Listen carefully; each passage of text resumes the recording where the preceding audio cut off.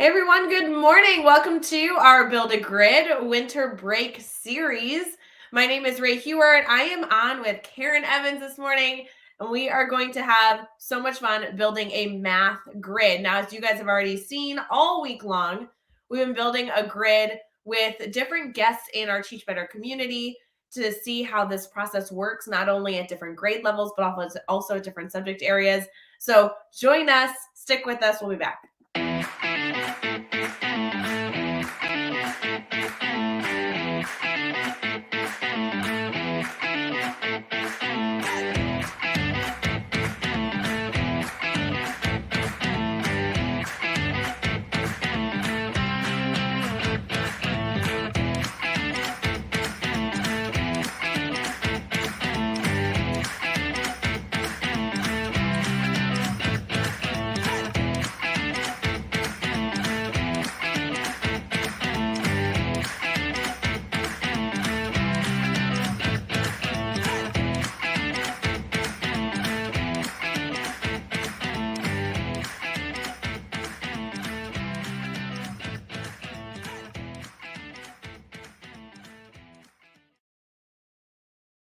Hey everyone, good morning. Welcome to our Build a Grid series. Karen, how are you doing? I'm so glad we're live together. I know, I'm so excited. It's going to be such a good conversation. It's been really fun kind of watching these throughout the week and then knowing that we were going to be together to kick off Thursday with a math grid. I'm like so excited to talk all things math, although I have enjoyed seeing other subject areas, I won't lie. Yeah, for sure. It's been fun to watch the others as well. No, it's been super wonderful to be able to see different subjects we built all week. And shout out to Chad Ostrowski, who has just been the champ. We've already built this week a social studies grid, a reading grid, and a science grid. Today, we're focusing on a math grid, and then tomorrow we will end the week with a writing grid. Karen, tell us a little about yourself for people that may not be connected to you. Who are you? What do you teach? And I know also, shout out, just a spoiler alert, that you're on the Teach Better team. So we have a lot to dive into. So I am on the Teach Better team. I get to help edit the vlogs, which is like amazing because I get to learn stuff before they're posted and everyone else has access to them, which is amazing. This is my 13th year teaching, and I'm teaching 6th grade special ed this year. I have taught every grade from K through 12 throughout the years, and I've taught in Illinois and in Michigan. And right now, that's where I am now, is in Michigan. Oh, it's going to be so wonderful talking shop with you because you know me, I have a background in math in middle school, but especially 6th grade math. So we're going to have a ton to talk about. But then also you work with special ed, which is actually a common question we get in grids. So tell us a little bit about like why as a special education teacher you want to bring in a grid to your classroom. Yeah, so my cousin actually worked like for the Teach Better team from like day one, I swear. And so she Literally, told me about grids. she What'd was you the say? first person that worked for our team. Michelle has been amazing. Yes, like in the basement, whatever. You know. So she told me about grids like years ago, but I just have never done them. And now I'm to the point where I feel like it would be a really good match for my kids. So right now my classroom is basically that a lot of the time I'm co-teaching. So I do like 2 hours a day in a regular math classroom with 2 different classes of kids. And then later in the day, I'll support that same knowledge in my classroom. For some of the kids that are really, really far behind grade level, I do kind of remedial sort of stuff, just filling in the gaps. And then for the kids that are really close to grade level, we just do more teaching of the same content or sometimes pre-teaching or like reteaching. Love it. So when you're building your grid today, because I know everyone's really excited to see how this math grid comes together, how is it going to be used in your current situation? Yeah, so basically what I did is I selected the next unit that we're going to get to like after we come back from break.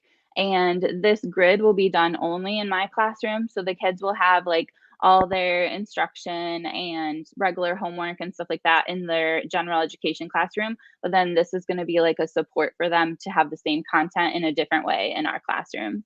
Wonderful. And this is going to be just supplemental. So as they're learning in the other general education setting, when they come with you, you're really reinforcing those skills. You're building a really strong foundation for them. So when they go back into the general education setting, day to day, they just feel really confident because they've had this extra support, which is so, so incredibly valuable. I've seen a lot of different ways that special education teachers can choose to use the grid while still in in partnership with the general education classroom. So I'm excited to kind of highlight this one option that many teachers choose to take advantage of, because this is going to hopefully solidify those skills for those students in between daily learning, which is super good.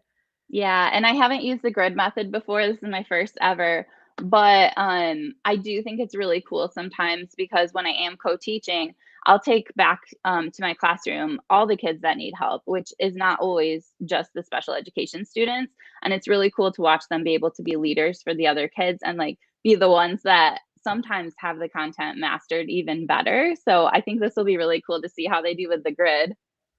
I love it. I love it. We have a lot of people jumping in this morning. I want to say good morning to everyone there. So good to see you. Thank you for commenting. Remember that everything today, everything all week is all about us essentially modeling a conversation that the Teach Better team gets to have all the time with educators that are starting out with the grid method. So as we are talking through different things, talking through questions, please feel free to participate in the comments as much as you choose. You can ask questions, you can suggest ideas.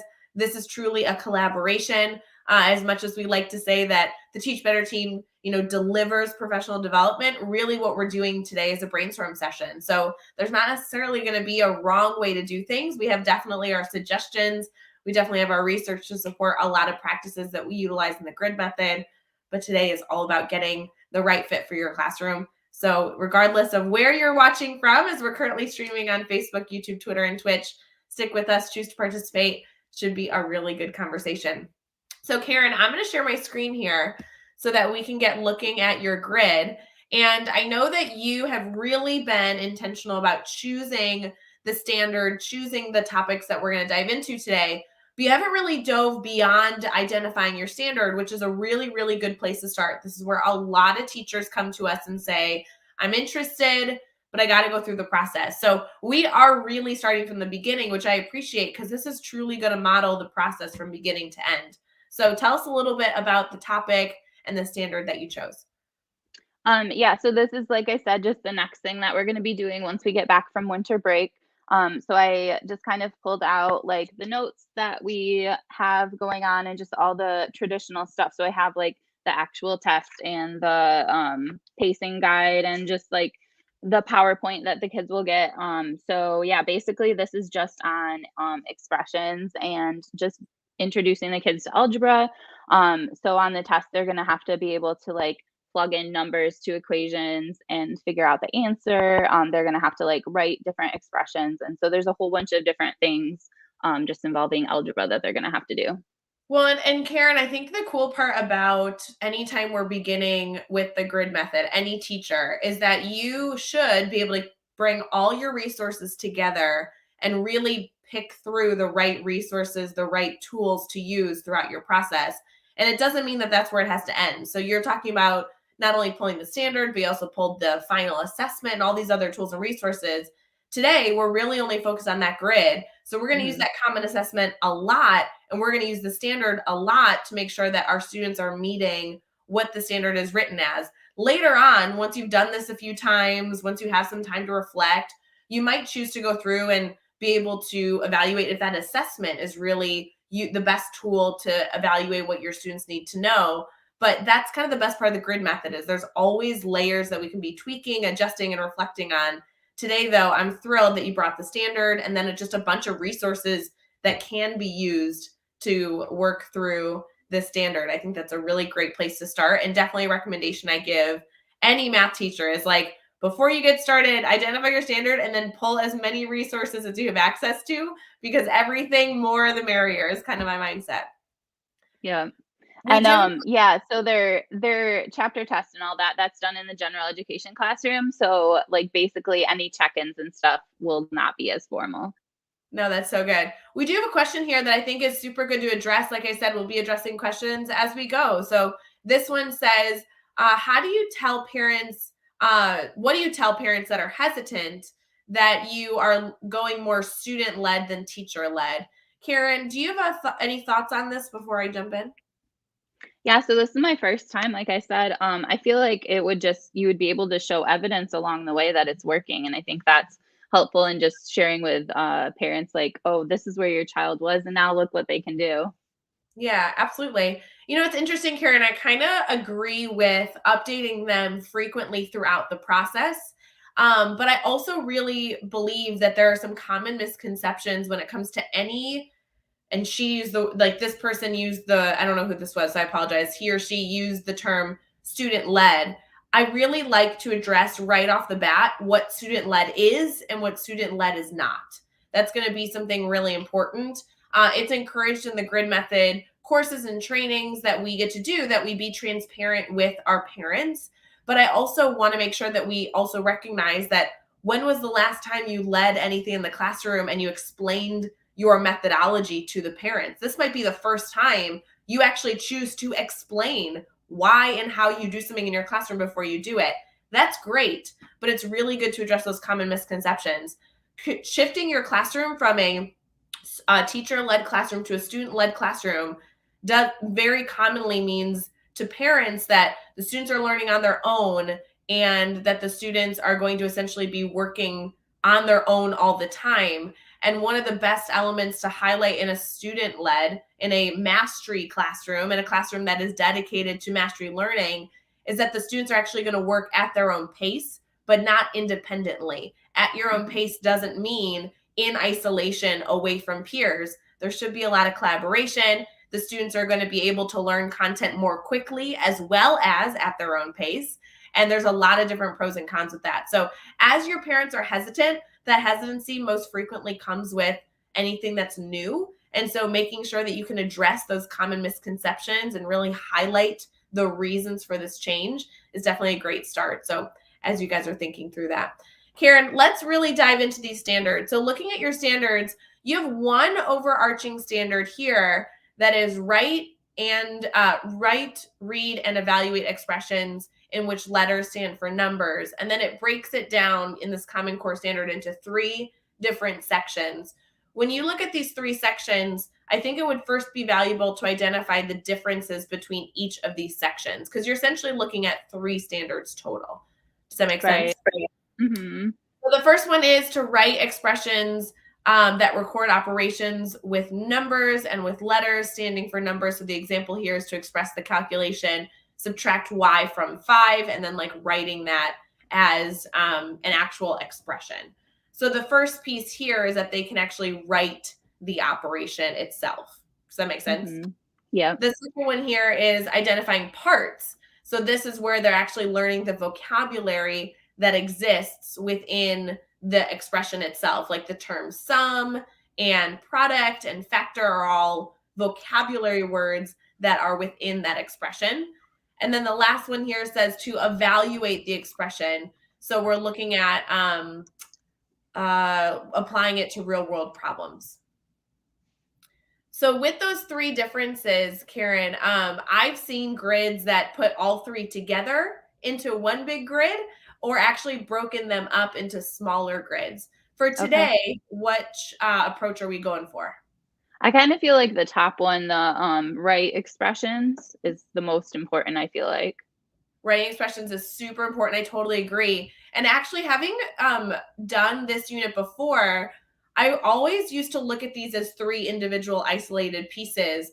But actually, as you're looking at each piece and as you get into teaching it, they're going to truly build on each other, learning how to write Mm-hmm. something, but also learning the vocabulary to correctly be able to apply, being able to write something with the proper vocabulary and language really go hand in hand. And then being able to do that as it applies to a real world problem is going to be valuable as well. So I definitely see the value in putting them together in one grid, and Okay. also the opportunity to separate them is totally there. So for today, we can plan on maybe putting them together. And as we get building, if we find that our grid is getting too full, then we can Okay. also choose to separate them. Sounds good. In the past, I believe I used to put the first 2 together in one grid, and then the third standard I used to make its own grid. So it just kind of depends on your style and where you want to start. So we'll start here for sure. The Okay. first element of a grid is identifying our targets. And so our targets are going to be kind of those I can statements. What do students need to be able to do to be able to move forward? But the first thing we're going to do is look at our standard and identify the DOK level. So looking at our standards, how familiar are you with the DOK, depth of knowledge? So I just heard about it for the first time recently because I had used Bloom's so often, and I think Yeah. this is slightly different. So Well, and it's beneficial because Bloom's and Webb's depth of knowledge definitely have similarities. They're both scaffolding systems that allow us to kind of look at how deep a student's level of understanding needs to be to master a standard. So, absolutely, we've used Bloom's very frequently. Typically, we lean more towards Webb's because that's how the grid is designed. So, we'll kind of tag team both for right now. Looking at when I look at standards and get started with targets, the first thing I like to do is identify the level of depth of knowledge for each section so that I know where it's probably going to fall in the grid, where that minimum expectation is going to be. And the way that I do that truly is by reading the standard and seeing how much the student needs to know to be able to master that concept. So when I'm looking at being able to write an expression versus identify parts, identify is truly the opportunity to like point and identify versus writing takes a little bit more background knowledge. You not only need to know the vocabulary, but then you need to be able to produce something. So when looking at these kind of like standards, what do you think so far looking at how much a student needs to know where these might land? So I'm wondering if the first one is like level 2, just being able to apply the skills. Yep, I agree. Yep, I would say about a level 2 sounds great. Being able to actually like physically do something with the Mhm. information is a really, really solid level 2 in most math classes. Yeah, and then identify is like definitely level 1. Yep, I agree. Level 1, if they truly just need to identify, which isn't here, it says identify parts. So Mhm. if it had said in here that they need to be able to identify and then write or utilize or apply, it would be a different level of understanding. But just simply identify, I agree. I think it's a level 1. Then we look at the third standard, which is evaluate. Any thoughts on that? So that one is definitely higher level. I feel like there it sounds like real world stuff is involved. Yes. So maybe like a level 4. You know, depending on the standard, evaluate typically falls into level 3, but Okay, it truly does depend on what you're having the students do. I typically leave level 4 with those standards that have a student creating something from scratch. got So if it. they're Okay. simply evaluating, that typically falls in that level 3 for me. So we'll kind of plan on that and keep going as we get building. Does that sound good? Yeah, sounds good. All right, so I would love to have you kind of write in those notes in the standards there, if you don't mind. Let's make sure that maybe right before the standard starts, we kind of add in where those are going to land, and then those will help us kind of build our grid. So we can kind of add in perfect. That way we have those notes. As you're writing in, good to see so many of you commenting this morning. We're seeing a lot of comments, lots of great thinking here. Love this. Going back through and reading some of these. A lot of the questions we're getting also has to do with motivation. That's super, super important. I would love to address that. We're focusing on the building of the grid currently, but if we have time at the end, I definitely do want to address that. Otherwise, more than happy to go live in our feed or talk about that on Daily Drop-In next week. That's super important. All right.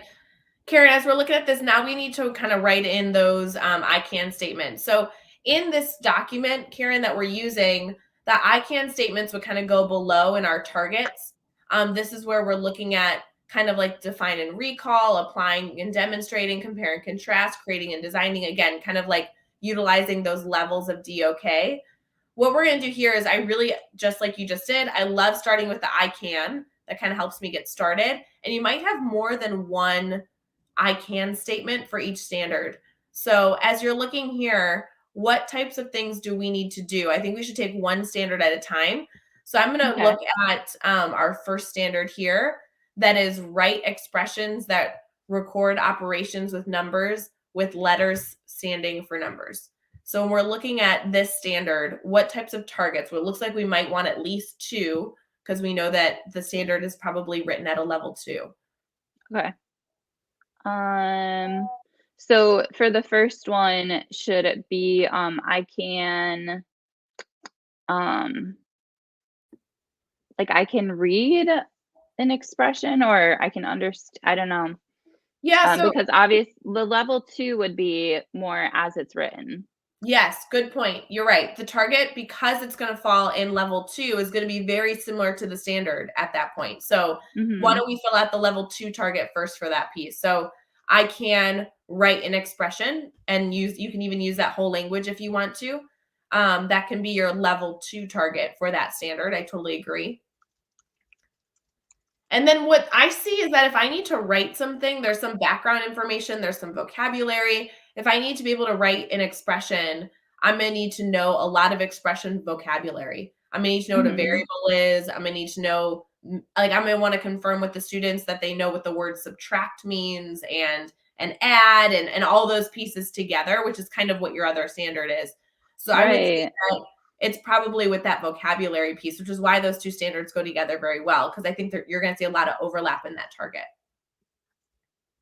Okay, so I can identify, terms Yep, including and then just list them?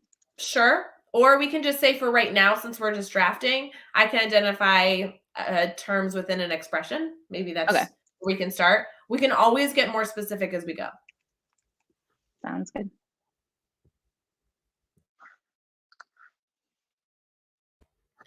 And again, when you start to see those overlapping in how our targets are written, that really is solidifying that these are going to be good standards to be putting together. So, really good there. So when we have our level 1 and our level 2 targets written for our first standard, we can go back and look at our second standard that we're working with, which we said really is kind of falling in that level 1. It's really just knowing that vocabulary. So identifying parts of an expression, I think similarly, your first target probably identifies that I can identify terms within an expression is kind of the same target. Yeah. As we go, like I said, we can get more specific. We could probably copy and paste some term product like these ones specifically and put them into our level 1 if we wanted to. That way we have really specific content there. But otherwise, depending on where we're at, what we end up doing, that will just help us be really targeted as we start building as we go. And then our last one here for evaluating. So now that I've confirmed that I can identify the terms and I can write the expressions, what might our level 3 target focus on? So I really like that it's talking about real world stuff. Um, so I'm wondering how you could include that, So I can write an expression right? in relation to a real world scenario. Mhm. As you were typing that in, I want to address Rachel's question. Rachel in the comment says, do you utilize your I can statements in teaching? And absolutely, Rachel, what you're going to see in what we're doing today is that we're going to be breaking down our standard and doing a lot of those best practices that you've seen, utilizing the backwards design and everything else in the grid method. This is actually going to be within our grid. We actually include our targets in our grid so that we know that as the students are working from level to level, they are ensuring that they're meeting that target before leveling up to the next level. So targets become extremely valuable, not only for the teacher when you're going through the backwards design, but also for the students to be able to self-assess and identify how they're progressing throughout the level and if they are able to feel as though they're meeting that target prior to doing any sort of formative or summative assessment in a specific section, which is really great. As we look at level 4 and level 5, we know that these are above all standards that we're working on, which is actually wonderful because now we're getting into that enrichment. So as we're looking at, kind of these standards that we've clumped together, they kind of fell perfectly in level 1, level 2, and level 3. Level 4 and 5 being enrichment and independent thinking is going to allow your students that are ready for that type of learning to get that, but not all students are going to be required to get there because right now we really just need them to meet that minimum expectation, which falls obviously in those few levels now that we have 3 standards. Looking at level 4, we're looking at that creation, that design. I think an I can statement for level 4 is I can create, and then we need to find some sort of creation or design focus for what we're doing. So looking at going from vocabulary to writing an expression to now being able to apply it to a real world situation, what type of create or design target are you thinking? I don't know. I feel like this would be a really fun opportunity to like find something like real crazy and out of the box because I they could totally be agree. like creating and designing something. Creating and So designing something. And we want it to be more challenging than what they've done. So in level 3, they're able to take their information and apply it to a real world situation. Level 4, I think that going beyond that is having them create that real world situation, be able to evaluate that real world situation and design the process that they are experiencing. So we're looking at a few different things here. You have a lot of options of how you want to go about this enrichment. But for now, I think having the students do something creative that where they're designing something on their own related to this content could be a good direction to go. So is this super specific to like whatever you decide the lesson is going to be? Like, I've You, done stuff with like toys, board games, like stuff like that. Like, do you have to kind of I narrow think it down? And you can make it more specific as we go. Again, we are just in that drafting phase. So for right now, I think we definitely want to document that it's probably going to have something to do with the real world. It's going to have Okay. something to do with expressions. They're going to be utilizing all these skills and they're going to be taking it further by actually producing something on their own. And then as we go, these I can statements can get really specific, Karen, as we kind of look at what learning opportunities we decide to focus on the grid, for sure. For that independent thinking for level 5, that is something that I always like leave my I can statement for later because that does Okay. actually truly help me. But I will tell you, cheating wise, especially since we're talking about math, a lot of my focus in that independent exploration is I give the students a prompt where they're not only creating their own real world, but they're striving to solve a problem that exists in our community. It's a Oh, really cool. easy way for students to not only see how their math is utilized, but also then apply it directly to their lives and their own local community. So for here, I would leave this blank for now, and I'd love to review some prompts that I've given students in the past as we get building. Okay, cool. So from here, as we start looking at our targets, we start getting into essential mastery questions. These are the questions that students need to be able to answer so you feel like they really can say that they have mastered that target. So what I'm going to have you do for now is I want you to take the targets that you had. I want you to copy and paste them into these gray sections for level 1, 2, and 3. And we're going to begin by drafting some questions that students might need to be able to answer for you to feel confident that they've met that target. And what I really like about this is then these then become the questions that fuel my quick checks with students, my more formal formative assessments with students. I really pull on these questions and lean on these questions to ensure that if they really can answer all of them, I feel good about them moving on to the next level. So this is where we start utilizing our resources. You want to really make sure that you understand all the moving pieces of the content. So getting started, do you want to start with level 1? Yeah, sure. All right. So will you read that target again for us? So I can identify terms within an expression. Perfect. So we're really looking at all that vocabulary, right? Mhm. So a lot of these questions are going to focus around that vocabulary. So what's a question you might want to ask a student related to understanding those vocab words? The other So vocab just words you don't have, by the way, Karen, that we might want to add as we go. I don't have any specifically except for variable. You will want to add the term variable in there. That's just from my okay. previous knowledge teaching this specific content is sometimes that word isn't as familiar with sixth graders. So that would be one that I would add. Okay, cool. Yeah, I think it's interesting actually. There's like I am referencing the test next to me and it doesn't include any of these terms in there. So I think that's interesting. Well, and that's true. Like what you just are seeing now is we are truly doing these best practices, right? Of like breaking down the standard into I can statements, forming mastering questions. These are super, super specific. You might find that some of your resources or some of your teacher made or district made assessments don't actually align and evaluate the standard as well as we thought. And that's kind of a Yeah. separate piece that now we get to dive into when we have the time and ability to kind of evaluate our assessment use. For right now, I think that we'll be able to kind of like pause that piece for now. We can evaluate our assessment next, but that is a really good like piece that you're identifying. Okay. So now what do we do? So we're looking at where we need to create some basic questions. What kind of questions do we feel like we need to ask students to be able to feel confident that they understand these terms? So would it just be like what is a sum? Yeah, Like all absolutely. these. Okay. Yeah. And they can be as basic and simple as that as long as you feel confident. So if I asked a student what is a variable and they said, "Oh, Miss Hewer, a variable is when you have a letter that substitutes in for a number." And that's really all I need to know. So yeah, that would be a great question. And if they could answer it, I'd be like, cool, they're ready to move on to now utilizing a variable as long as they have that Mhm. basic knowledge of a variable. So you can take all your vocabulary up and kind of ask those basic questions as we go. And you don't necessarily need to type all of them in right now because I think they're going Okay. to be very similar.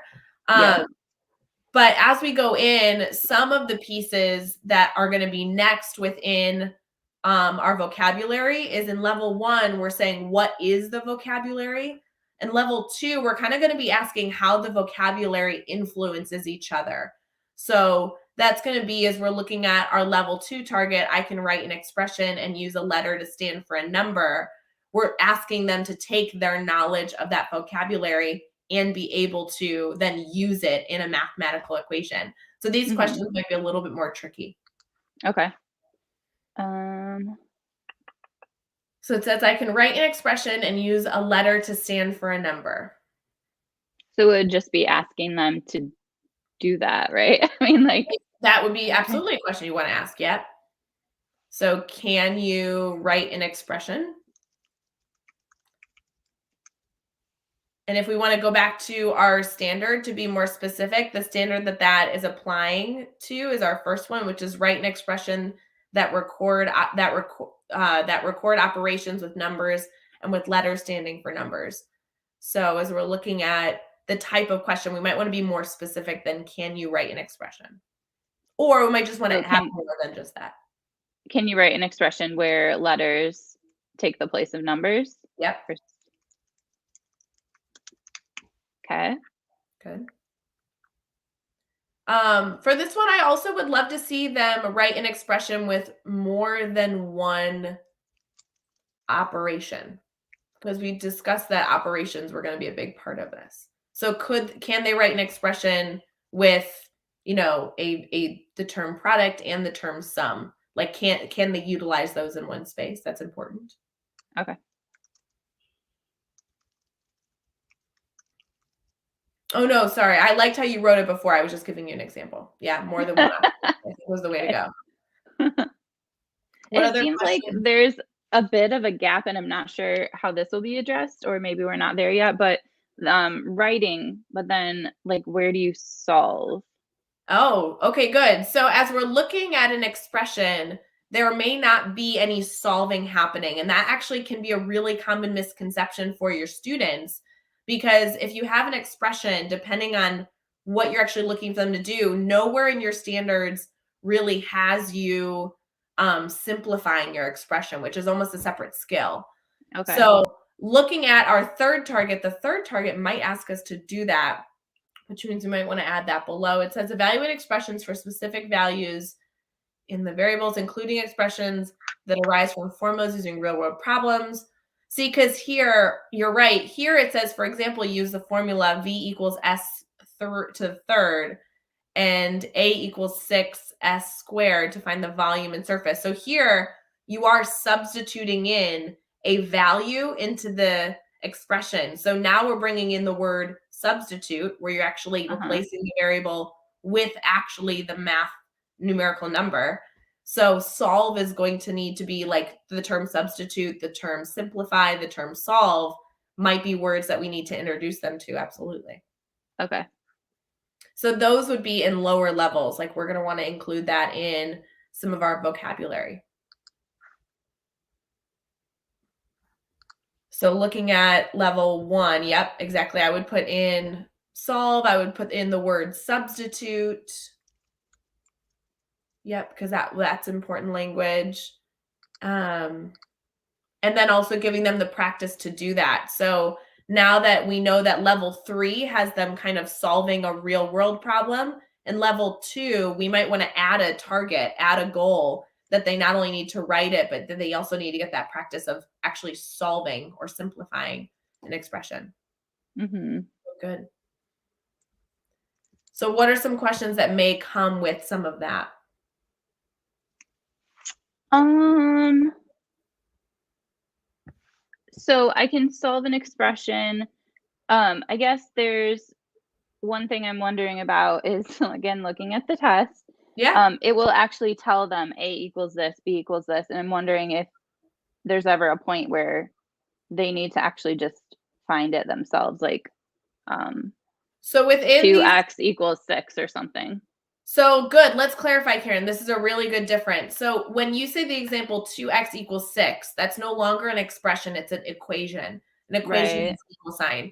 So with an expression, unless they're given the variable, what to substitute in for the variable, there is no way to solve it in the sixth grade Okay. standards. So Got the it. only thing that they'll need to know really is the term like to simplify by substituting in a variable and solving the expression. So, for example, it would be 2x where x equals 5.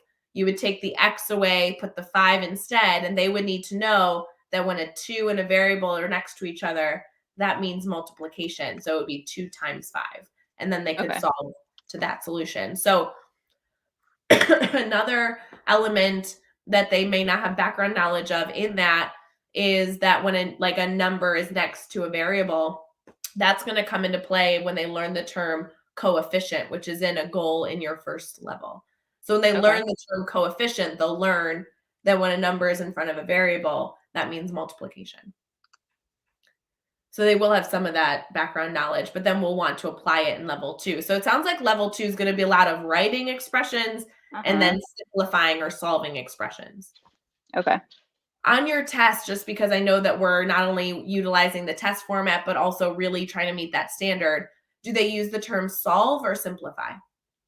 They use evaluate and Evaluate. Okay. simplify, Okay.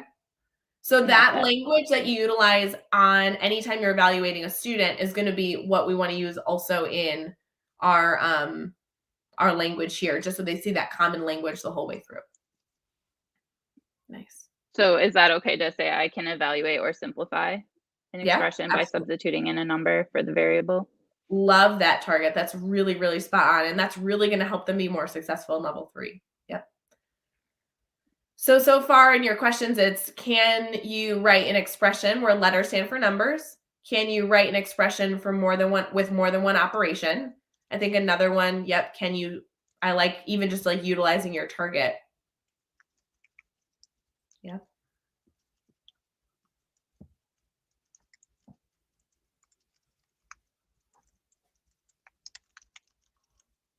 Oh my goodness.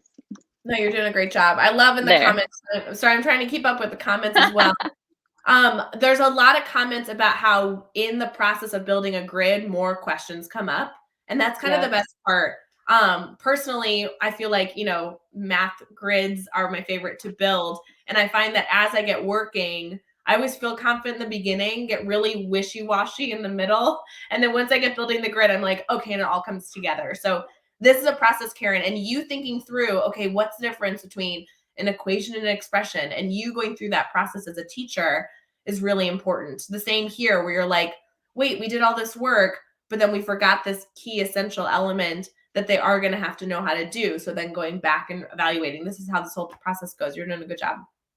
Yeah, so I think that's super cool. Like, I feel like this is almost like deeper level lesson planning or whatever because we have a special education teacher who no longer works for our school, but she designed these amazing PowerPoints that are used in the gen ed classroom so that all kids get access to the same lesson and like videos and all that stuff.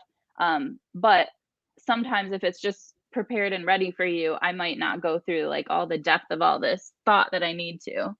Absolutely. And this also, even if it wasn't how, even if you weren't using a grid to teach, what you've done so far is not only helping you really understand all the inner working pieces of this content, but also you're able to evaluate that assessment where you're looking back and saying, huh, it looks like this test really does evaluate this one component of the standard, but we've kind of left this one out. So you could then choose long term, not right now, to do a deep dive into that assessment and say, okay, I'm going to add in more questions that actually evaluate this other standard that we've kind of left by the wayside, which happens all the time. So super common. So I know that level 1, we left some of those empty because there's just a lot of vocabulary that we're going to have students focus on. And I think level 1 is going to be mostly grouping that vocabulary and slowly introducing that vocabulary to students. So we're good with that. Level 2, are there any other questions that we want to add in here? So we already have stuff about writing. We have evaluating. We can always pause for now and come back to it later too. Yeah. I'm not seeing anything right now that no problem jumps to the surface. I don't know if you have anything. No worries. No. And what I find is like, you don't have to have a specific question for the number of boxes that exist in this template, but it does sometimes give me the reminder, like there might be something I'm forgetting. So I can always go back and build as I go. Again, we are drafting, so this does not need to be perfect. I think that's a super like common thing that as we go through, people feel the need to like fill in everything perfectly. And I just think once we start plugging things in, again, things come up. So we can always go back. What about level 3? What kind of questions do we want to ask in level 3? So I feel like this would involve like a lot of story problems and stuff like that. So I can like read a story problem and write an expression. Good. And in the target, we're using the word real world problem. So we want to be consistent, but we can teach them both terms. It's not a problem. So I can write an expression related to a real world problem, which is, again, your target. So it makes sense that a question you might have is directly related to the target. We just want to make that in a question form, which we can tweak afterwards. Yep.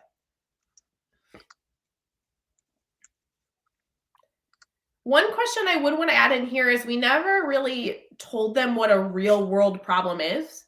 So I would say something in here needs to teach them that term. Like they might come in with that background knowledge, but like you are going to want to make sure that they understand what a real world problem is, you know? Okay. So would you have them actually creating their own real world problems in here? I wouldn't, because that to me would be more level 4 where they have to create something for this. And it doesn't always have to start with the language. We've started every question with can you? And again, that's fine. But long term, like a question could be, what is a real world problem? Like them just simply knowing what a real world problem is.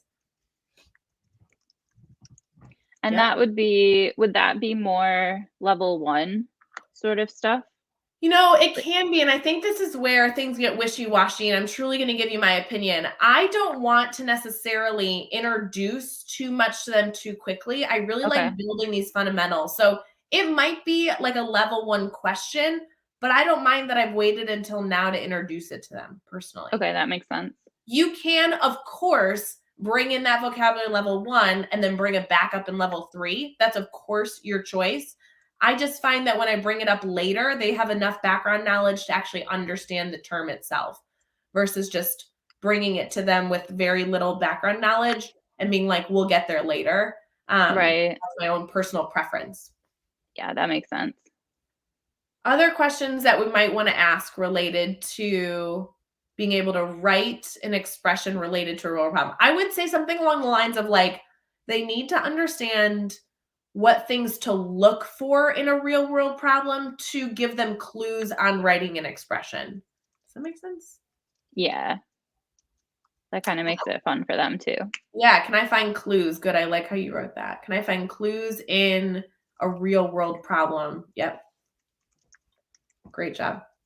To help me write an expression. Write it. Yeah. Absolutely. Oh, but it has to be a question. Oh, you just tweaked the beginning. Good. Writing an expression to relate to a real world problem. What other questions might I have? You might benefit from doing some comparing and contrasting here, where they're able to maybe tell you, like what, like comparing and contrasting two expressions, which one best fits the real world problem versus Okay. just writing it. So, like can you identify the correct expression matching the real world problem? So now they're like really comparing two things. Okay. Can I identify the correct expression? Yeah, to fit a real world problem. Yep. Good. I love the discussion going on in the chat. If you guys are over on Facebook, there's been some great discussion of people going back and forth. That's exactly what we want to see here. I know Karen and I are super focused on what we're working on, but we love that there's some great evaluation and reflection going on there. Thank you. We're excited to go back and read those. All right, Karen, we are kind of running out of time, which always surprises me because I feel like there's been some really, really, really good stuff here. What I do want to identify is how we actually get into the grid building process. And we've done enough work that I think we can pause and move to that space. What I want you to see, Karen, is we've done the minimum expectation for the standards we're working on. The only things that we didn't really get to in terms of mastery questions is related to those enrichment, which again can come later. I really do like to work using that backwards design. What is the standard asking, and how do we make sure we get students there using that scaffolding? The enrichment is so important, but it is something that we can kind of pause on and focus on all of our energy and creativity on at the end. That is personally how I like to do it, although I know many people like to start then go through this document like holistically all the way through. Yeah. Math person to math person, I like to at least do the minimum and then plug that stuff in and fill in with enrichment as I go. So what I want to do is I'm going to have you scroll all the way down in this document where we are going to be looking at our grid. And again, a few reminders here. Our grid is something that is going to essentially be a map of how our students should progress throughout their learning. We already have our target. So Karen, I am going to at least have you copy and paste your targets in here. We have our level 1 target that we'll paste in, then our level 1, level 2. And I want you to at least paste in 1, 2, and 3, because that will allow us to really have that focus. And then as I'm building in, as you're doing that, I'm just going to keep talking. As I am then going through what learning opportunities are going to support my students meeting that target, I am going to frequently revisit my mastery questions. My mastery questions are not only going to help me identify the learning opportunities, but I might actually specifically pull mastery questions that I want to ask at a specific point in time, depending on how the students have been focusing on their learning. So that's kind of something I like. I also totally want to cheat right now. And I know that this is going to mess up so many of you that have seen some consistency over the last few days with Chad and him building grids. But I will tell you, Karen, I love to structure my math boxes, each individual box, a very specific way that I know works for so many different subject areas. And because Chad has chosen to do it differently and model it over the last few days, we're going to do something a little bit different now just to show you a different way of looking at these boxes. Does that sound good? Yeah, sounds fun. All right. So Karen, the focus for, again, this, you can do this in any subject area, but specifically for math, is that each one of these boxes, I like to start with 3 simple key ideas, and then I input the information as I go. And I'm going to type in here, if you don't mind, really quick. I like to see us introduce an idea, which again, we'll get to what that idea looks like in just a second. Then I like to have the students practice that idea. And then I want to evaluate if the students understand that idea. Now, if I use those 3 key pieces in every single box, and I know I'm calling them boxes, but you know what I'm talking about, like each learning opportunity section, then I know that the students are going to learn something, practice something, and evaluate if they understand something in every single section. What I like about that with math is obviously there's a lot of things that build on each other. And it's a really, really common understanding for a math teacher, because in a traditional setting, this is how we structure our lessons. We introduce an idea, we have them practice the idea, and then typically in a traditional class, there's some sort of exit slip, like did they learn it? And so this gives me a really good understanding with also using our like teacher background knowledge. I find a lot of math teachers understand this type of process pretty well. So looking here, I then kind of ignore the language that's already in this template for us, which is need and assessment. Understanding what a student needs to be able to do these things is super important. I just go back and do that stuff later. So if we were to use this just for the sake of our discussion here today, the first thing I like to do is evaluate what the students need in terms of ideas, what ideas we want to introduce to them first. So looking at our vocabulary, I think the best thing that we can do, especially if we're going to have a really heavy vocab as this first level, is identify what vocabulary naturally goes together. So do you mind if we do that first? No, that would be great. Perfect. So I'm going to have you type. If you click into level 1A, 1A, I'm going to have you type underneath the word introduce an idea, because that's just going to be a note for us. We can delete that later. And some of the first things that we want them to learn is just the first type of vocabulary we think go together. I think like starting with vocabulary that they might be familiar with is sometimes the easiest to start with. So I think most of your sixth graders are going to know the term sum. So I think sum is a good one. Yep, it looks like you already thought so too. I also think sum goes, yep, with product, and I would put quotient in there. And I know that difference isn't in here, but I don't know why. In my mind, I would teach them difference because you're essentially teaching them adding, subtracting, multiplying, and dividing. Yep. So I think those are going to be super common terms for them that they're going to know kind of how to utilize that. And I would stick with that only. Those are like kind of the basics. Okay. So kind of review. Yeah, like getting those review, and those are going to be the sum and product and quotient you're really going to focus on, but they're also going to have some background knowledge with that. If you go to 1B, I think then we can add in some things that would be more challenging. Some things that are really challenging for sixth graders might be like factor, coefficient goes with factor really well. And then I would add in variable, because you can't really understand a coefficient without knowing the word variable. Right. So I could almost say that variable might need to come before all of those. So you can decide to group them together or not, but I'm trying to go through which ones we haven't done. Yep.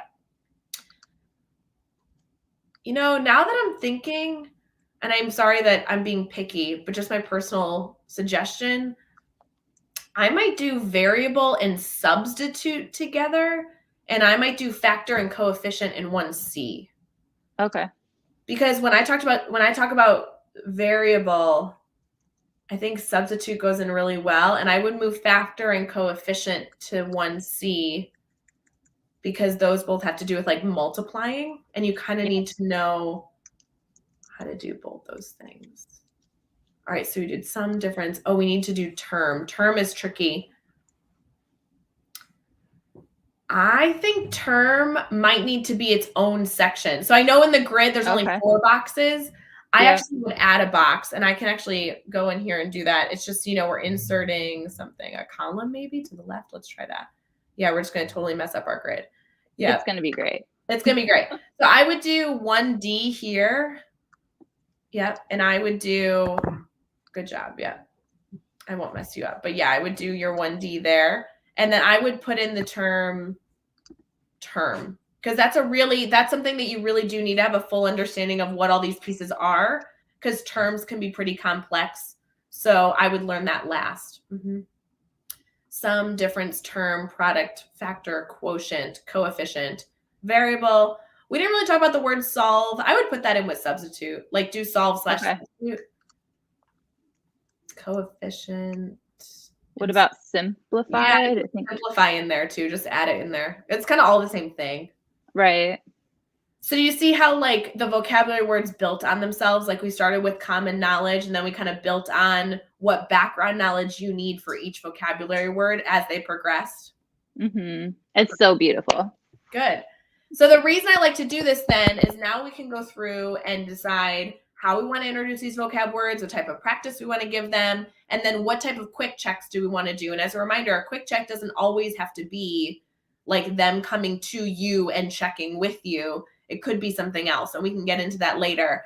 I personally, math teacher to math teacher, do like to have like a final mastery check at the end of the level. That way I've not only checked them in isolation, as they've learned each group, but then at the end, like you have there already set up, like, can they apply all these vocab words at the end of the level as well? So I think I would keep, and I know we'll have to update our letters, but it would be like A, B, C, D, and then the last one would be 1E, I guess. Okay. I would keep that as like, it's kind of like a vocabulary test in some regard. You're like, do you understand all these pieces, not just in isolation, but do you identify them without your notes kind of on your own?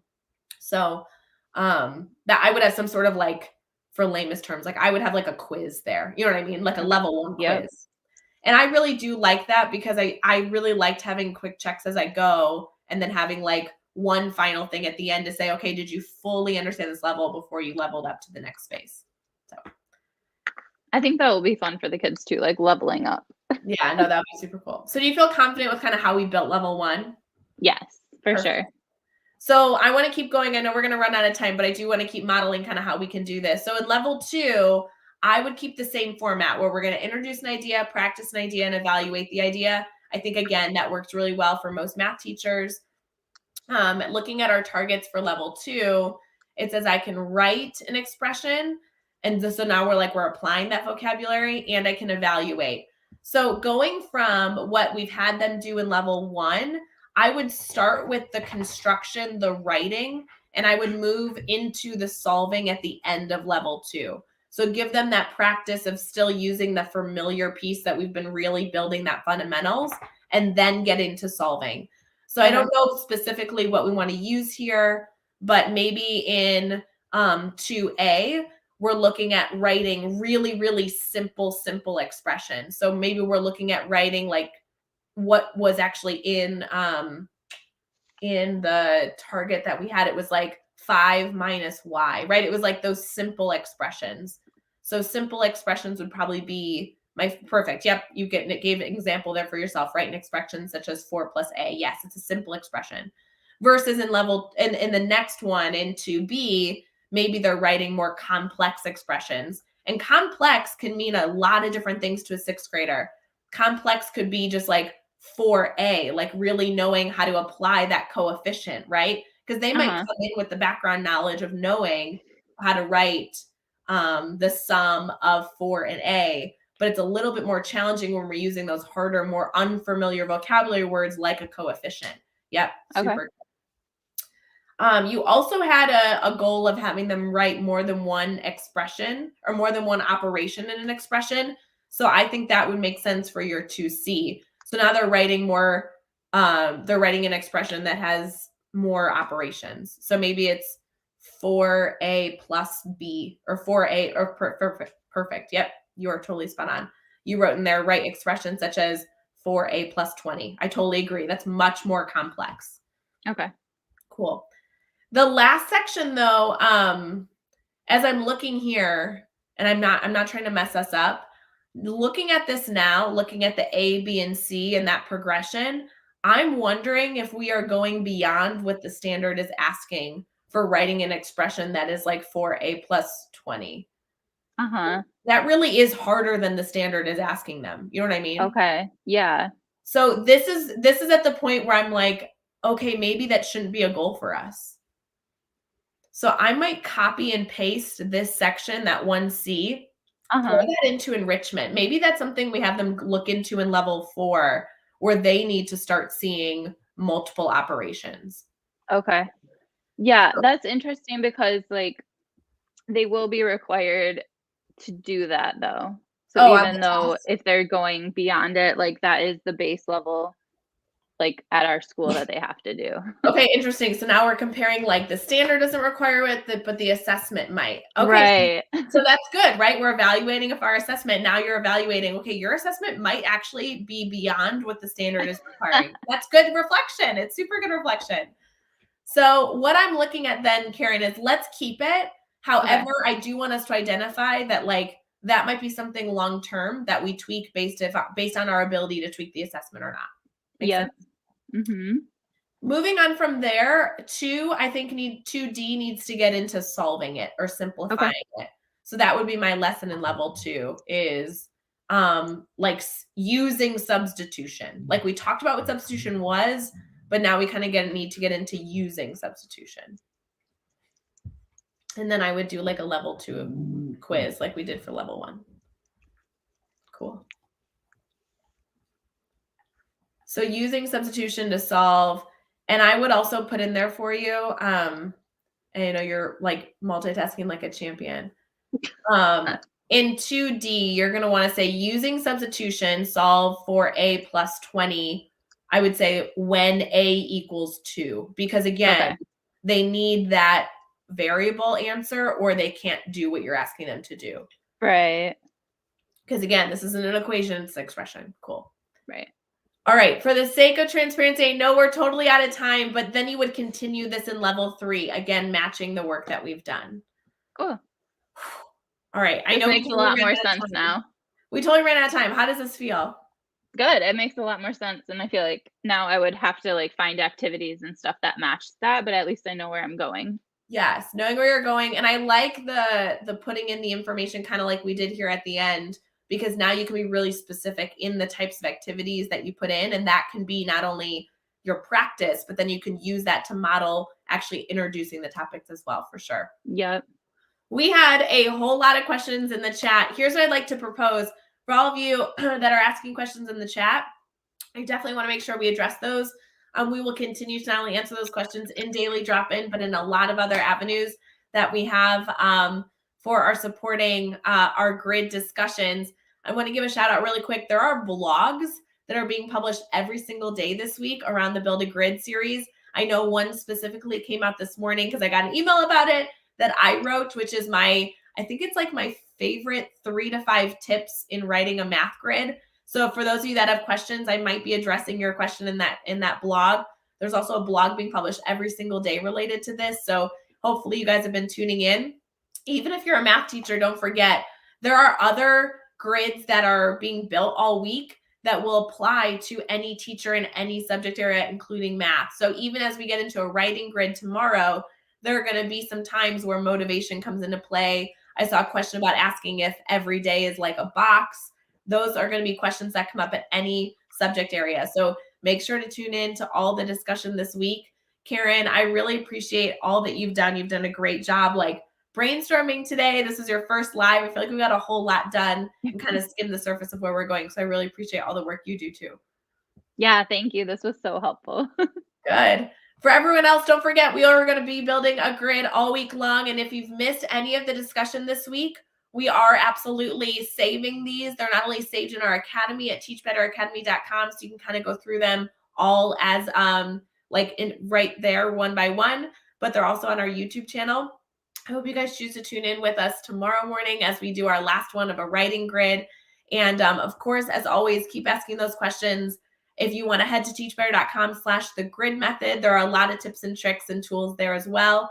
So don't forget that there are so many more supports outside of just our discussion here to make sure that you have everything you need. Karen, we are going to head out for our day, but for everyone else, have a wonderful Thursday. Happy December 30th. Happy New Year. And we will see you tomorrow morning. Bye, guys.